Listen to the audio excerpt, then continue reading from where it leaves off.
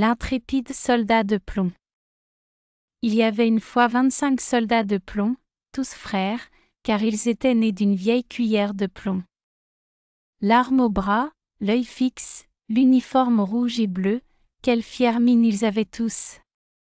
La première chose qu'ils entendirent en ce monde, quand fut enlevé le couvercle de la boîte qui les renfermait. Ce fut ce cri, des soldats de plomb, que poussait un petit garçon en battant des mains. On les lui avait donnés en cadeau pour sa fête, et il s'amusait à les ranger sur la table. Tous les soldats se ressemblaient parfaitement, à l'exception d'un seul, qui n'avait qu'une jambe. On l'avait jeté dans le moule le dernier, et il ne restait pas assez de plomb.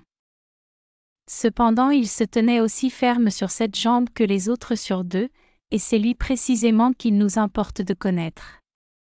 Sur la table où étaient rangés nos soldats, il se trouvait beaucoup d'autres joujoux, mais ce qu'il y avait de plus curieux, c'était un charmant château de papier. À travers les petites fenêtres, on pouvait voir jusque dans les salons. Au dehors se dressaient de petits arbres autour d'un petit miroir imitant un petit lac, des cygnans s'y nageaient et s'y reflétaient. Tout cela était bien gentil, mais ce qu'il y avait de bien plus gentil encore, c'était une petite demoiselle debout à la porte ouverte du château.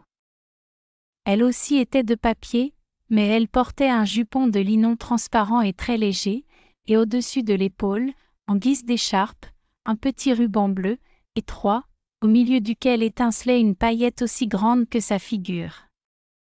La petite demoiselle tenait ses deux bras étendus, car c'était une danseuse, et elle levait une jambe si haut dans l'air, que le petit soldat de plomb ne put la découvrir, et s'imagina que la demoiselle n'avait comme lui qu'une jambe.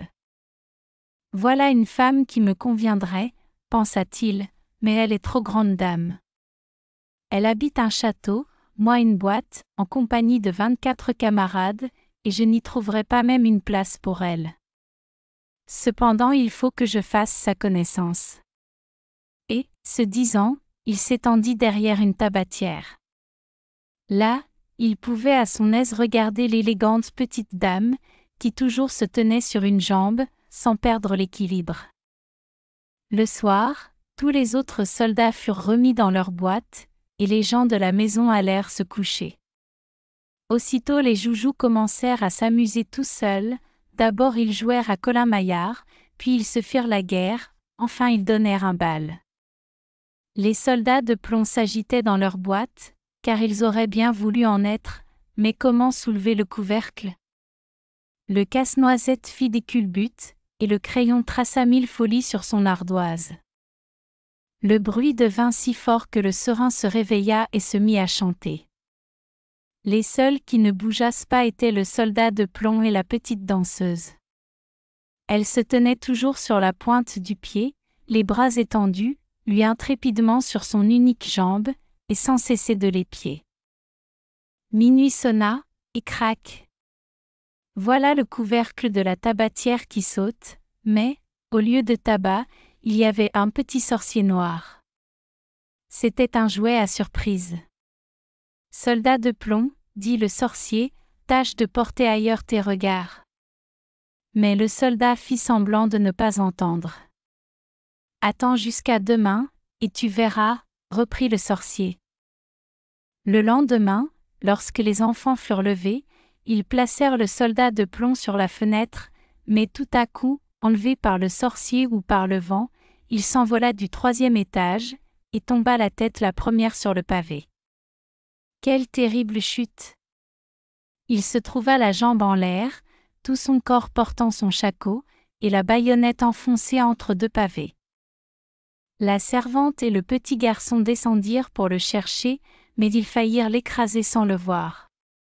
Si le soldat eût crié « Prenez garde », il l'aurait bien trouvé, mais il jugea que ce serait déshonorer l'uniforme. La pluie commença à tomber, les gouttes se suivirent bientôt sans intervalle, ce fut alors un vrai déluge. Après l'orage, 2 gamins vinrent à passer. « Ohé, dit l'un, par ici. Voilà un soldat de plomb, faisons-le naviguer. » Ils construisirent un bateau avec un vieux journal, mirent dedans le soldat de plomb, et lui firent descendre le ruisseau. Les 2 gamins couraient à côté et battaient des mains. Quel flot, grand Dieu! Dans ce ruisseau! Que le courant y était fort! Mais aussi il avait plu à verse. Le bateau de papier était étrangement ballotté, mais, malgré tout ce fracas, le soldat de plomb restait impassible, le regard fixe et l'arme au bras. Tout à coup le bateau fut poussé dans un petit canal où il faisait aussi noir que dans la boîte aux soldats. Où vais-je maintenant ? Pensa-t-il. Oui, oui, c'est le sorcier qui me fait tout ce mal. Cependant, si la petite demoiselle était dans le bateau avec moi, l'obscurité fût-elle 2 fois plus profonde, cela ne me ferait rien. Bientôt un gros radeau se présenta, c'était un habitant du canal. Voyons ton passeport, ton passeport. Mais le soldat de plomb garda le silence et serra son fusil. La barque continua sa route, et le rat la poursuivit. Ouf! Il grinçait des dents, et criait aux pailles et aux petits bâtons, « Arrêtez-le, arrêtez-le !» Il n'a pas payé son droit de passage, il n'a pas montré son passeport. Mais le courant devenait plus fort, toujours plus fort, déjà le soldat apercevait le jour, mais il entendait en même temps un murmure capable d'effrayer l'homme le plus intrépide. Il y avait au bout du canal une chute d'eau, aussi dangereuse pour lui que l'est pour nous une cataracte. Il en était déjà si près qu'il ne pouvait plus s'arrêter. La barque s'y lança, le pauvre soldat s'y tenait aussi roide que possible, et personne n'eût osé dire qu'il clignait seulement des yeux. La barque, après avoir tournoyé plusieurs fois sur elle-même, s'était remplie d'eau, elle allait s'engloutir. L'eau montait jusqu'au cou du soldat, la barque s'enfonçait de plus en plus. Le papier se déplia, et l'eau se referma tout à coup sur la tête de notre homme. Alors il pensa à la gentille petite danseuse qu'il ne reverrait jamais, et crut entendre une voix qui chantait. « Soldat, le péril est grand. Voici la mort qui t'attend. » Le papier se déchira, et le soldat passa au travers. Au même instant il fut dévoré par un grand poisson. C'est alors qu'il faisait noir pour le malheureux. C'était pire encore que dans le canal.